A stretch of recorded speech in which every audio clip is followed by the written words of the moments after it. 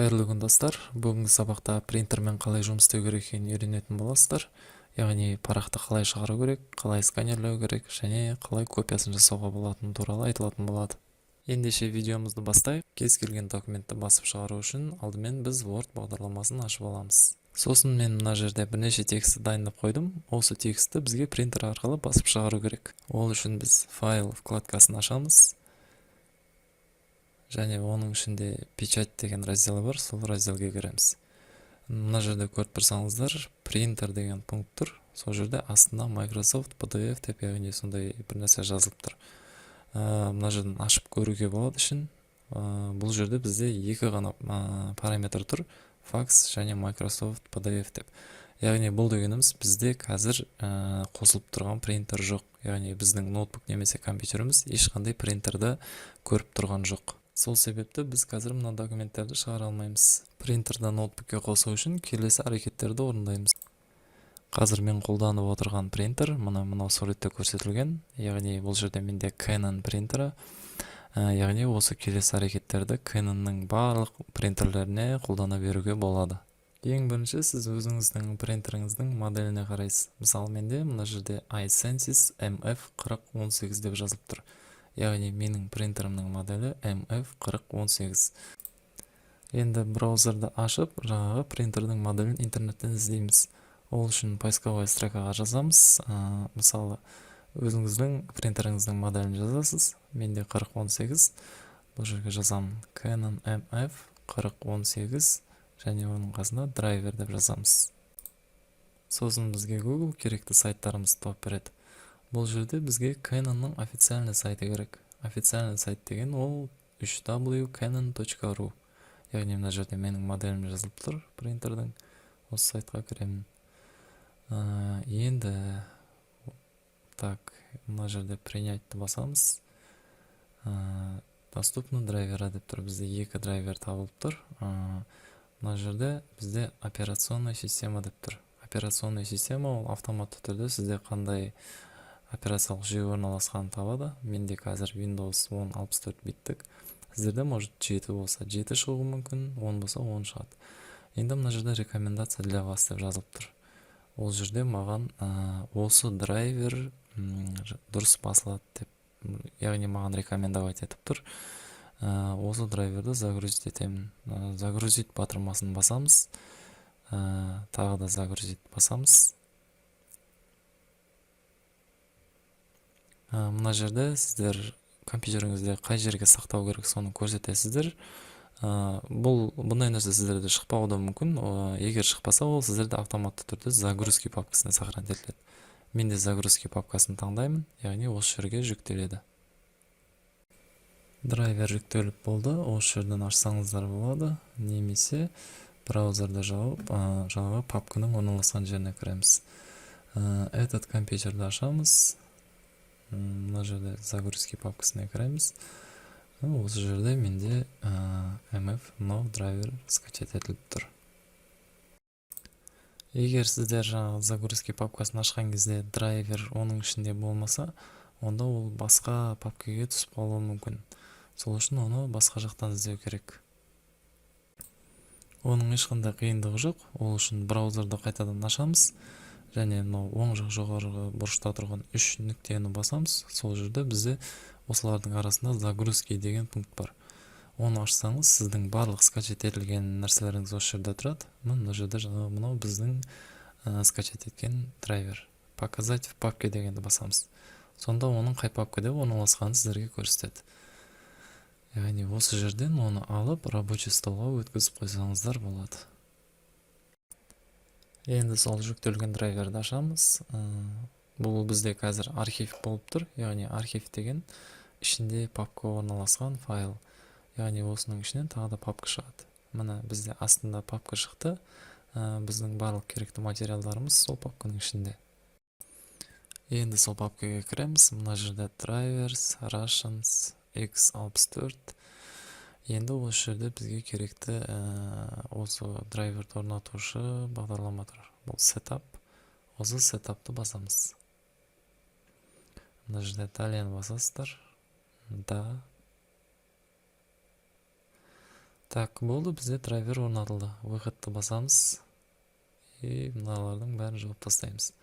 Желательно сіздерге компьютерге немесе ноутбукке перезагрузка жасау керек. Енді принтерімізді түгелдеп алу керек. Бірінші сізге кабель для принтера керек, сосын кабель для питания, принтерді тоққа қосу үшін, және принтердің өзі. Енді кабель для принтераны алып, бұл жерде бізде бір жағы USB 2.0, екінші жағы сол принтерге қосылатын басы. Соны қазір принтерге жалғау керек. Принтердің арқасын немесе жанын іздесеңіз, осындай гнездо болады. Осы гнездоға жаңа кабельді қосу керек. Келесі кабель питания, ол арқылы принтерді тоққа қосу керек. Тоже жаңағыдай принтердің арқасында немесе жанында осындай питанияның гнездосы болады. Оны да жаңағы кабельді осы жерге әкеп қосасыздар. Оның ешқандай қиындығы жоқ деп ойлаймын. Сосын кабельді питанияға қосамыз. Және бірінші кабельдің басын USB жағын әкеліп ноутбук немесе компьютерге жалғаңыз. Барлығын қосып болған соң, кейбір принтерлердің осындай арқасында немесе жанында қосатын кнопкасы болады. Соны да қосуды ұмытпаңыздар. Енді қайтадан Wordқа кіреміз, файл вкладкасын ашамыз. Бұл жерде тағы да печать вкладкасына кіреміз. Мына жерде енді бізде Canon MF4010 деген принтер пайда болды. Бұның алдында бізде Fax пен Microsoft екеуі тұрған еді, және олардың қасына осындай бізде принтер қосылды. Осы жерден осы принтерді таңдасаңыздар болады. Және келесі парақтардың бәрі осы принтер арқылы шығу керек. Одан кейін осы принтерде мынандай домалақ жасыл галочка болу керек. Егер бұндай галочка болмаса, ол принтер өшіп тұр деген мағынаны білдіреді. Барлығы дайын болған соң печать батырмасын басамыз.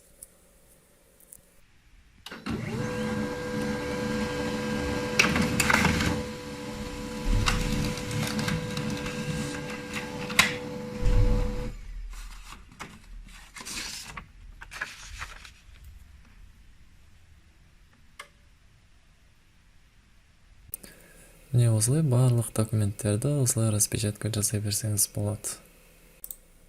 Келесі бізде сканер. Сканер дегеніміз ол документті немесе басқа парақта орналасқан текстті керісінше компьютерге енгізу. Сканерлеу үшін керекті документіңіз немесе жаңағыдай бір парақты алып, принтердің крышкасын ашып, яғни осылай бетіне қоямыз. Сосын принтердің крышкасын жабамыз. Енді парақты салып болсаңыз, қайтадан браузерді ашамыз. Сосын қайтадан жаңағы принтердің моделін жазамыз. Сосын Canon'ның официальный сайтына кіреміз. Енді бұл жерде бізде драйвер емес, қасындағы программное обеспечение дегенді басамыз. Қайтадан біздің Windows операционный системамыз обнаружить етті. Және астында мына жерде отдельное программное обеспечение деп тұр. Toolbox версия 4.9 деп. Бізге осы программа керек. Үстінен басамыз. Және тағы да мынандай жерде загрузить басамыз. Тағы да загрузить.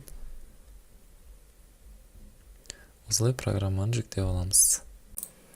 Енді тартылған программамызды ашамыз. Запустить. Мына жерде далее. Тек қана соглашение бере бересіздер. Далее. Так, программа орнатылды, выходты басамыз. Сосын мына жерде бізде осындай программа шықты. Яғни осы бізге сканер жасауға көмектесетін программа. Мыналар керек емес, удалить етіп тастаймыз. Және жаңағы программаны ашамыз. Сосын сіздерде осындай терезе ашылады. Осы жерден өзіңізге керекті пунктті таңдасаңыз болады. Бұл жерде маған PDF керек, яғни көбінесе сканерленген документтер PDF режимде сақталады. Енді PDF-ті ашқан соң осындай тағы терезе шығады. Мына жерде мыналарды өзгертпейміз. Бұл жерде бізде A4, біз A4 парақпен жұмыс жасаймыз. Тоже бұны өзгертпейміз. Мына жерде түсін таңдасақ болады, цветной немесе черно-белый деп. Мен жаңа сканерленіп жатқан парағым ручкамен жазылған, сол үшін мен цветной таңдаймын. Разрешение өзгертпейміз. Мына жерде сканерленетін документтің атын жазсаңыздар болады. Және ол сақталатын путьті көрсетуіміз керек. Обзорды басамыз. Бұл жерде бізде изображение папкасында сақталады екен. Осы күйінше тұра берсін. Және барлығы дайын болған соң пуск батырмасын басамыз.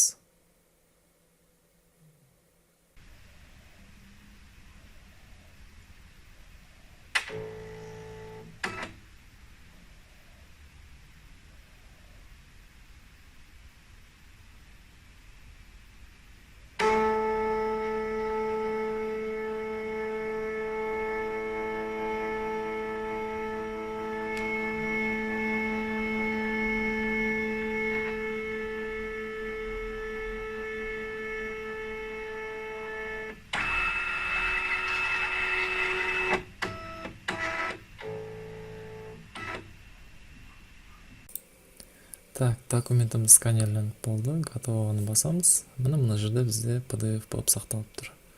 Яғни мынау менің жаңа ручкамен қағазға жазған жазуым, мына жерде бізде компьютерге электронды түрде жүктелді. Яғни осылай барлық документтерді сканерлей аласыздар. Келесі бізде копия, яғни документтерге копия жасау, оның ешқандай қиындығы жоқ.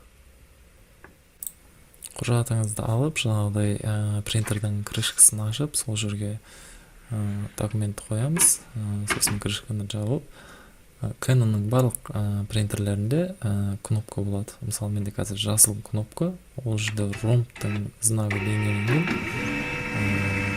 Соны бассаңыздар, автоматты түрде документ сканерленген болады. Яғни осылай бізге документіміздің көшірмесін шығарып береді. Мынау жаңағыдай қара түсте черно-белый болып шыққан документіміз. Ал мынау біздің жаңа оригинал документіміз. Қарап тұрсақ, екеуінде ешқандай айырмашылығы жоқ, айырмашылық тек түстерінде ғана. Осылай кез келген жеке куәлік немесе басқа документтердің көшірмесін жасауға болады.